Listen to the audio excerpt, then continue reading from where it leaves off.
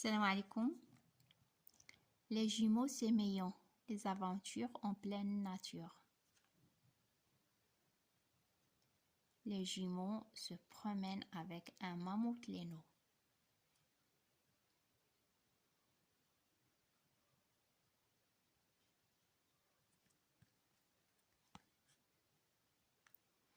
Voici la famille Séméillon. La famille Séméillon a inventé une machine à voyager.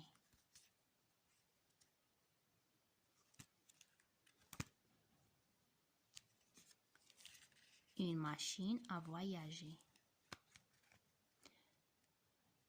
Dans le temps, capable de se déplacer sous l'eau, sur la neige, sur la glace et à travers jungles et savanes pour partir à la découverte d'animaux incroyables d'hier et d'aujourd'hui. La famille Séméillon. Le papa, le professeur Pablo, la maman, la professeure Pénélope, les petits jumeaux, Ted, Tulipe et les grands jumeaux, Acha, Alfie.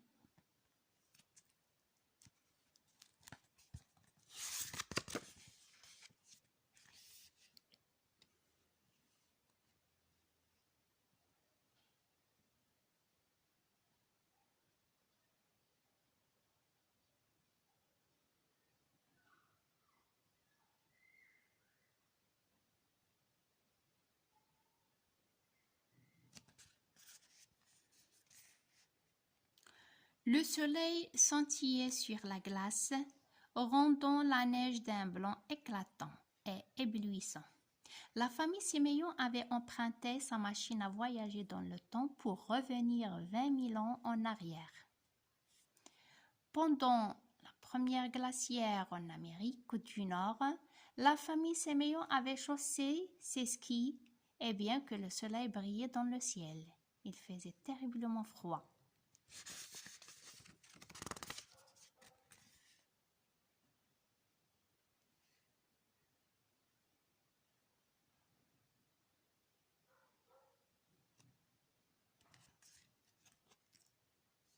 Je pense vraiment que tu devrais mettre tes gants, Ted, lui conseillait le professeur Pablo. Je suis comme les mammouths laineux, je ne sens pas le froid. Répondit Ted, qui détestait porter des gants. En frissonnant, en réalité, il commençait vraiment à avoir froid aux doigts. À présent, et il les enfila donc à contre-cœur. La famille Séméillon cherchait des mammouths laineux depuis 3 ou 4 jours, sans succès. Quand soudain, Alfie, qui avait pris un peu d'avance sur les autres, repéra un grand troupeau.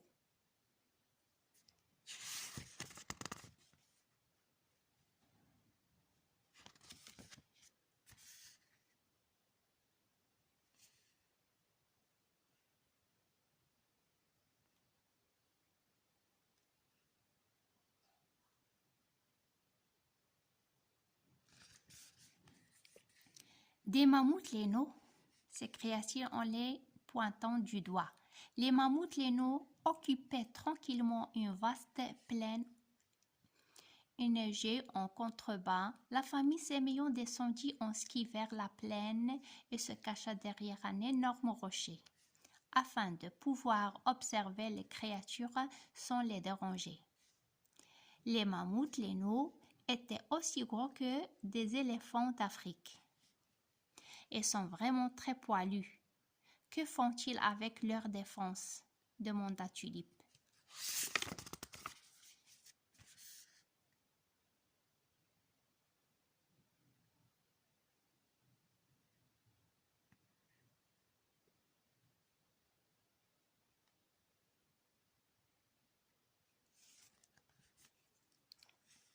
Les mammouths utilisaient leur défense comme des chasse-neige géants afin de dégager la neige. C'est fascinant, s'exclama le professeur Pablo. Ils dégagent la neige pour pouvoir atteindre l'herbe en dessus et la manger. et se mirent à observer l'une des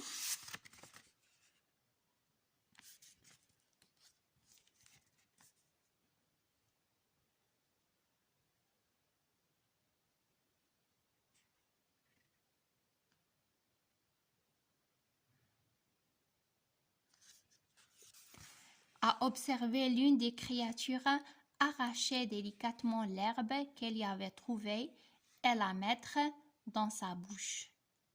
La trompe du mammouth avait quelque chose d'étrange. À environ un tiers de la base, on pouvait voir des bouts de peau comme la goélette d'un cobra. On dirait des gants, fit remarquer Tulipe, tandis qu'elle se demandait à quoi ils pouvaient servir. Le mammouth laineux plongea sa trempe dans la neige, fit une boule et l'enfouit dans l'un des bouts de peau. Lorsqu'il ressortit la boule, la neige s'était transformée en eau, qu'il versa dans la bouche de son petit. Les lacs et les mares ont tout gelé, expliqua la professeure Pénélope. Mais grâce à cette méthode, les mammouths peuvent obtenir de l'eau à partir de la neige. Ils utilisent également leurs gants pour se réchauffer le bout de la trempe quand le temps est glacial. C'est alors qu'Alfie remarqua que quelque chose bougeait derrière un gros rocher. Quelque chose qui s'était tapi là et les avait observés durant tout ce temps.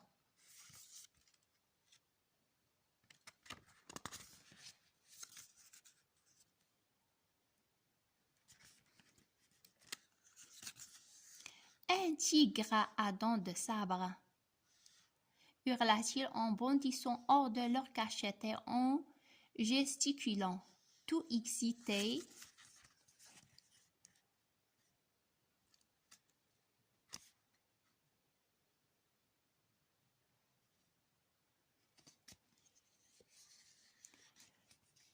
Le tigre à dents de sabre commença à charger, mais pas vers les mammouths laineux. Il courait vers la famille Sémillon. « Fuyez !» cria la professeure Pénélope. La famille Sémillon pointa.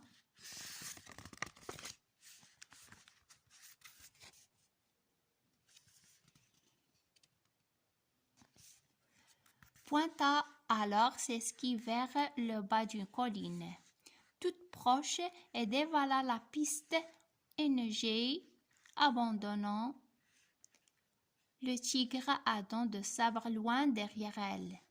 La créature fut très surprise de les avoir filés aussi vite. Elle avait déjà rencontré des humains, mais jamais en ski.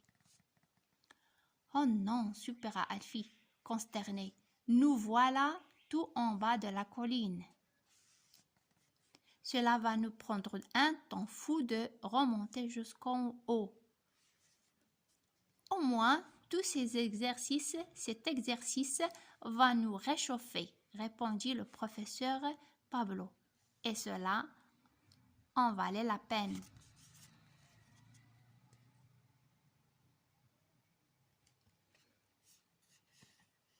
Nous avons pu observer les mammouths laineux de très près.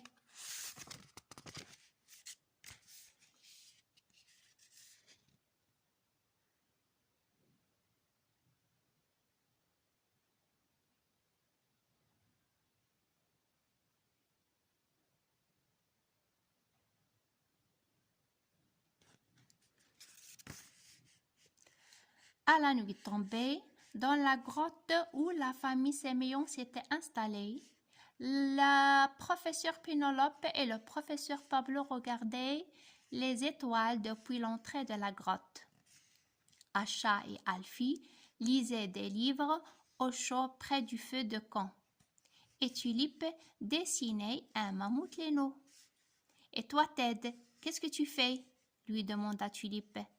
Ted essayait de transformer des boules de neige en eau qu'il pourrait boire, comme le mammouth laineux, mais il ne parvenait qu'à mouiller ses gants.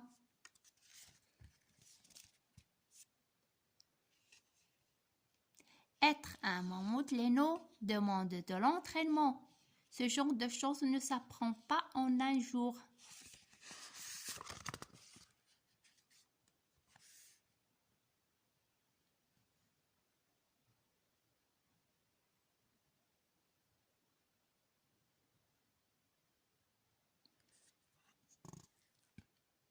Et l'histoire est finie. À la prochaine, Inch'Allah. Salam alaikum.